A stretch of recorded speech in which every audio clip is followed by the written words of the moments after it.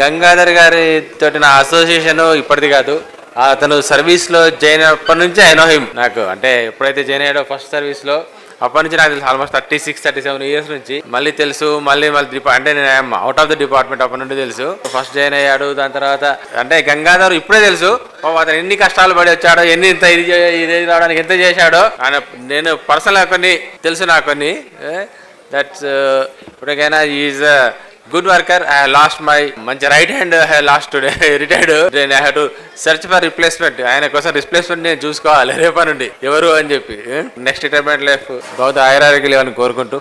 గంగాధర్ గారు మంచి వ్యక్తి, మంచి హార్డ్ వర్కర్ అని చెప్పడానికి ఇదే ఉదాహరణ. ఇంతమంది రావడం అనేది మంచి మనిషి అని చెప్పడానికి ఇంతకంటే వేరే చెప్పనవసరం లేదు. సో డిపార్ట్మెంట్లో మేము అంటే నేను CCPగా ఉన్నప్పుడు GHMCలో పనిచేసాం, ఇద్దరం జాయింట్ కలిసి. సో మంచి సబ్జెక్ట్ ఉన్న వ్యక్తి. ఏదన్నా కానీ డిస్కస్ చేసి ప్రాబ్లమ్స్ సాల్వ్ చేయడం కానీ, ఇష్యూస్ సార్ట్అవుట్ చేసుకోవడం కానీ, ఈ కమిటీ మీటింగ్స్లో అటెండ్ అవ్వడము, వాల్యుబుల్ రూల్స్ అన్ని డిస్కస్ చేయడం, ఈవెన్ కెడస్ట్రియల్ కమిటీస్లో కూడా HMDలో బాగా మంచిగా పాల్పంచుకొని మంచి సబ్జెక్ట్ ఉన్న మనిషి. పేషెన్సీగా ఉంటారు. ఎవరన్నా వస్తే కూడా సమాధానం చెప్పడం కానీ, వినడం కానీ, వాళ్ళకి ఎక్స్ప్లెయిన్ చేయడం కానీ, అవన్నీ అంటే అది అందరికీ రాదు. అది డిపార్ట్మెంట్లో ఏమంటారు, అది సర్వీస్ మీద ఉంటుంది. దాదాపు నాకు తెలిసి 35 ఇయర్స్ సర్వీస్ డిపార్ట్మెంట్లో. సో రిటైర్మెంట్ అనేది ప్రతి ఎంప్లాయీకి కామన్ కాబట్టి ఇంకా రిటైర్మెంట్ జీవితం ఆయన్ని ఫ్యామిలీ మెంబర్స్ కానీ ఆయనకు కానీ ఆ దేవుడు చల్లగా చూడాలని, ఆరోగ్య ఐశ్వర్యాలు ఇవ్వాలని చెప్పేసి